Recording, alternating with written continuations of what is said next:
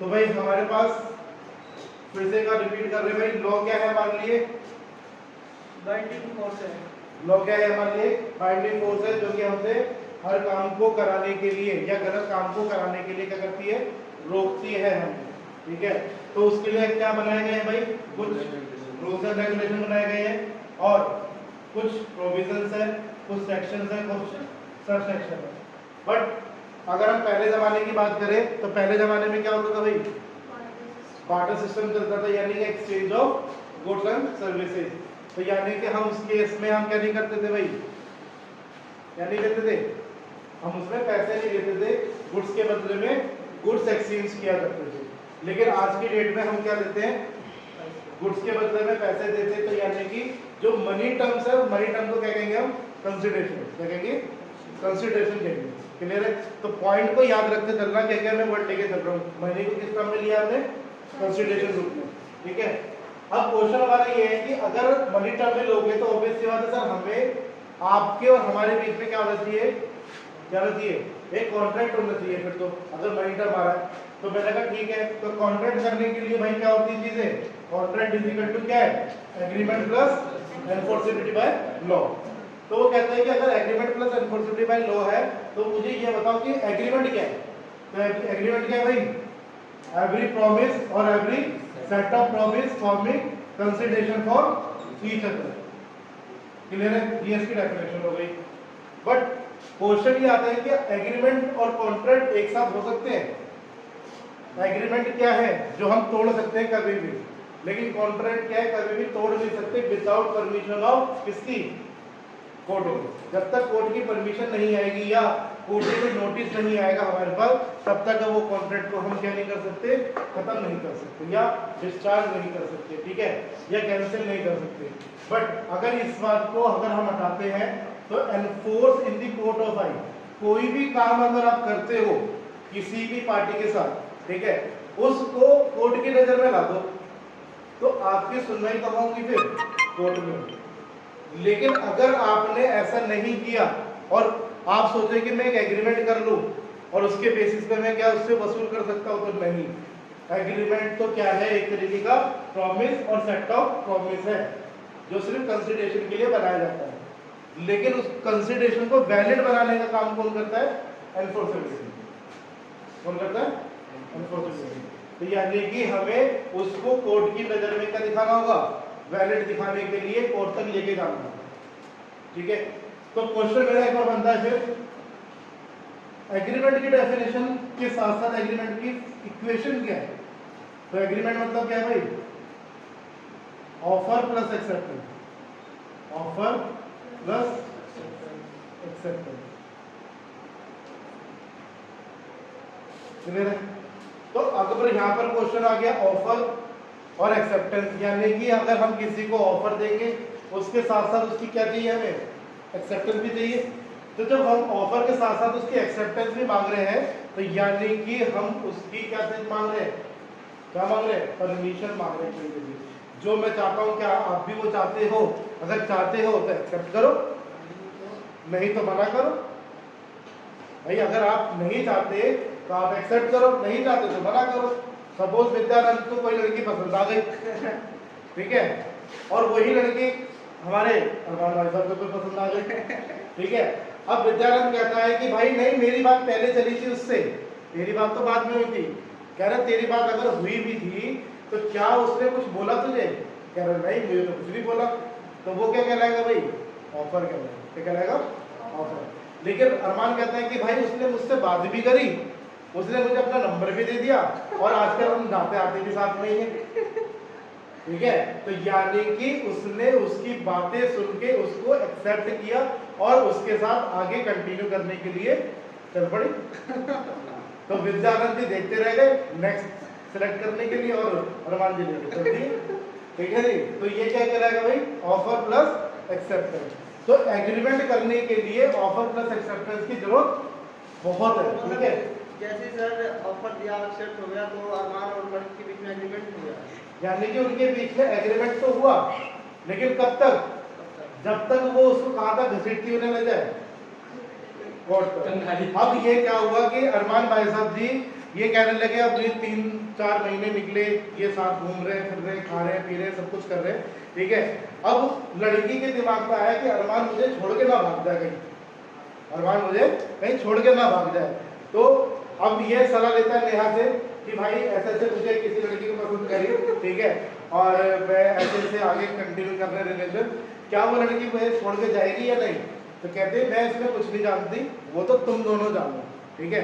तो अरमान भाई साहब कहते हैं कि यार मैं कैसे मानूं कि वो नहीं भागेगी, या फिर लड़की भी इससे आगे पूछती रहे यहाँ से कि कहीं अरमान कैसा है भाई, वो मुझे छोड़ के तेरे चला जाएगा, मुझे धोखा तो नहीं देगा, ठीक है।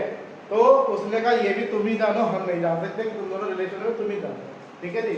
अब लड़की को लग गया डर, लड़की को डर लग गया, और अरमान से क्या कहती है कि अरमान भाई साहब एक काम करते हैं, हम चल रहे हैं कोर्ट। कोर्ट किस लिए जाना है? तो कहते हैं कि कोर्ट इसलिए जाना है कि जो हम रिलेशन में हम उसको एक वैलिड बनाएंगे। तो कहती है कि अरे वहाँ जाने की जरूरत नहीं है, एक वाइट पेपर लेके आओ, उस पर हम लिख देते हैं हम दोनों रिलेशन में और हम एक दूसरे को छोड़ेंगे नहीं, और दोनों साइन कर देते। तो कह रहा हाँ चलो ठीक है ऐसा कर देते हैं। वैसे भी तुम कहाँ जा रहे हो? उन्होंने लिए एक वाइट पेपर पे साइन कर दिया और कहानी को आगे कंटिन्यू करा, ठीक है। लेकिन अचानक से क्या हुआ, कुछ महीने बाद जैसे ही इसका सीए फाउंडेशन का रिजल्ट क्लियर हुआ और ये भाई साहब निकल गए अपने बिहार, ठीक है, लड़की रह गई है दिल्ली में। अब वो फोन मिला रही है, सब कुछ कर रही है, कोई वैलिडिटी नहीं, ठीक है। अब वो कागज लेके कहाँ पहुंच गई? कोर्ट में पहुंच गई। कोर्ट में पहुंच के वो कहती जज साहब मुझे इंसाफ दिलाओ, ये अरमान भाई साहब हमें छोड़ के चले गए, ठीक है, और मुझे इंसाफ चाहिए, ठीक है, क्योंकि हम दोनों रिलेशन में थे और मुझे ऐसे बीच रास्ते में छोड़ के चला गया। तो कहते हैं कि आपके पास प्रूफ क्या है? तो सर एक ही लेटर है। तो ये लेटर क्या है? सर हमारे बीच में एक एग्रीमेंट था। एग्रीमेंट किस टाइप का एग्रीमेंट दिखाओ? तो वो एग्रीमेंट पेपर, क्या एग्रीमेंट पेपर था? नहीं। एग्रीमेंट पेपर कौन सा पेपर होगा भाई? जिसे कोर्ट वैलिड मानती है, जिसे हम क्या कहते हैं स्टैम्प ड्यूटी, ये स्टैम्प पेपर, ठीक है। तो आपने स्टैम्प पेपर भरा? नहीं जी हमने तो कुछ नहीं लिखा स्टैम्प पेपर है। तो जब कुछ नहीं लिखा तो ये एग्रीमेंट क्या था आपके लिए? वॉइड हो गया, ठीक है, आपका रिश्ता खत्म हो गया यहीं पे, क्योंकि आपका ऐसा कोई प्रूफ नहीं है जिसके बेसिस पर हम उसको पकड़ सके।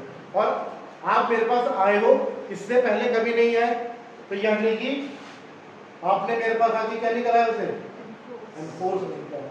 अगर मेरे पास आते तो मैं आपकी सुनता था, क्योंकि मेरे पास आता तो उसका सारा चिट्ठा मेरे पास होगा, मैं उसे घर से भी लिया आऊंगा।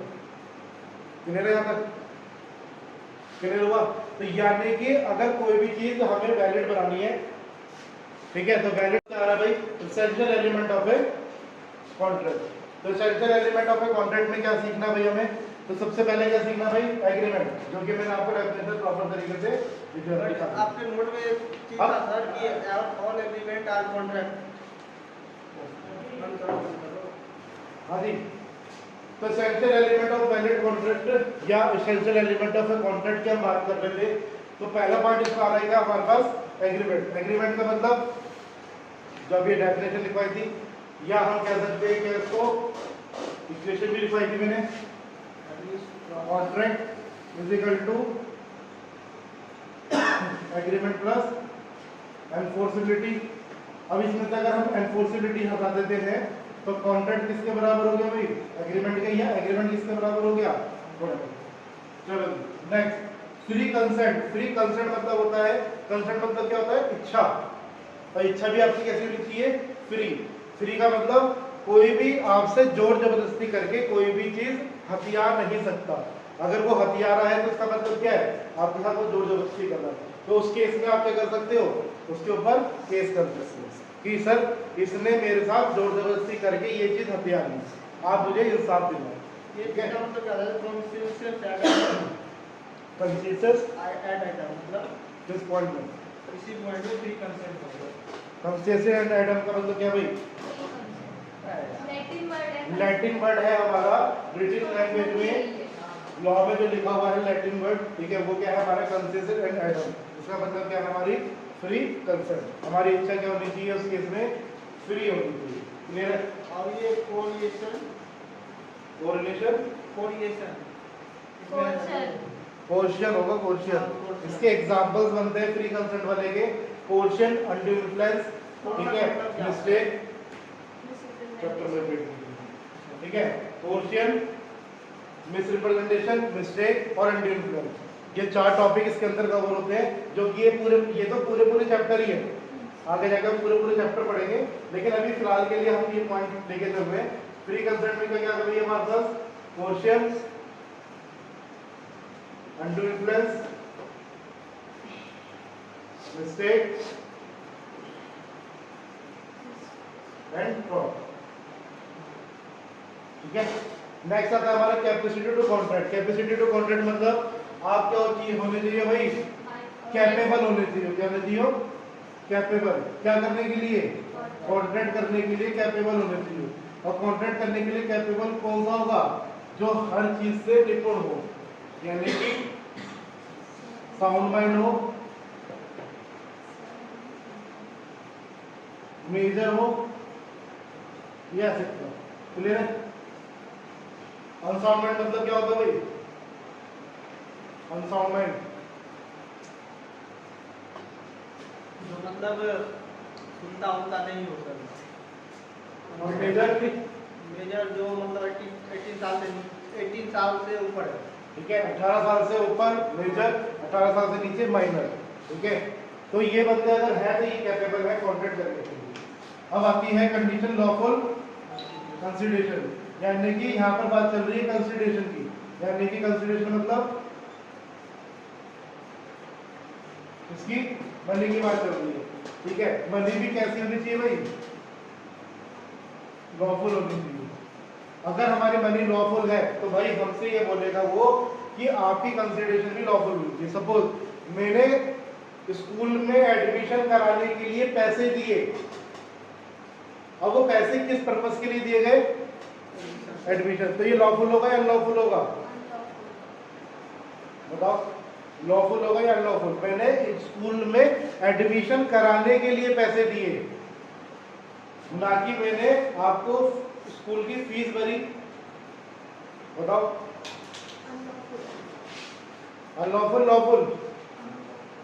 चलो एक एग्जांपल और लेके चलते पहले कि सपोज मैंने इसको पैसे दिए सामने वाले को मारने के लिए, तो क्या हुए? अनलॉफुल, इलीगल भी कह सकते हैं इसको। कैसे अनलॉफुल? भाई किसी को मार देगा क्या? पैसे तो मिल रहा है, तो पैसे मिल रहा तो मार देगा। 10,000 रुपये देता तो उसको मार दे। है?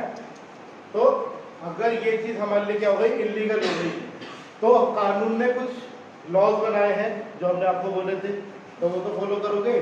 हाँ करेंगे, बट इसी में सर लॉफुल वर्क कौन सा हुआ?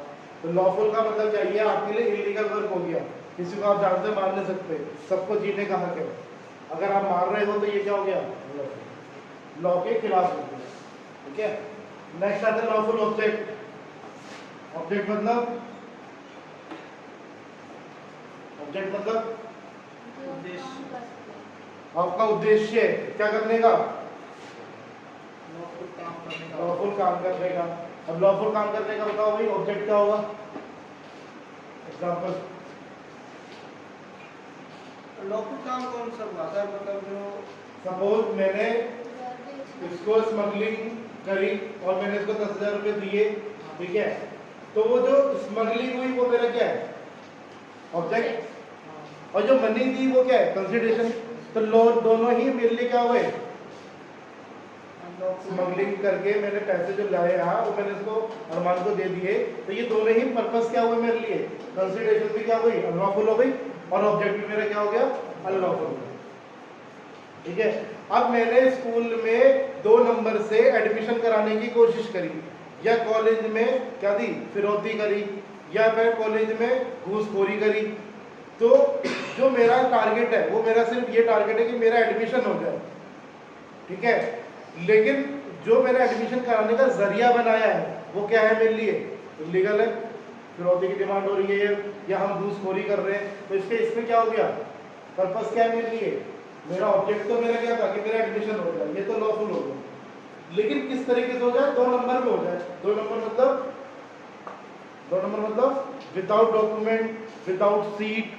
ठीक है, ये सारी चीजें इसके अंदर वैलिड ना हो। ठीक है, नेक्स्ट आता है हमारे पास नॉट एक्सप्रेसिव डिक्लेयर वॉइड, मतलब लॉ में फॉल्ट ना हो, हाँ किसी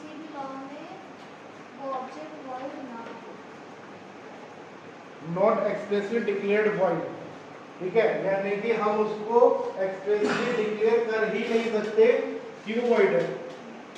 लेकिन अगर हम लॉ की नजर में उसको कह रहे हैं कि वो वॉइड है, तो उसका मतलब क्या हुआ कि अगर सपोज वो तिहाड़ जेल से आया है क्रिमिनल और उसके साथ आपने कर दिया कॉन्ट्रैक्ट, तो लॉ ने तो उसको पहले ही क्या कर दिया, डिस्क्वालीफाई कर दिया कि आप इसके साथ कोई कॉन्ट्रैक्ट नहीं कर सकते। बट आपने कर लिया तो ये क्या हो गया, ठीक है, ये आपको पहले बताया जाता है, ठीक है।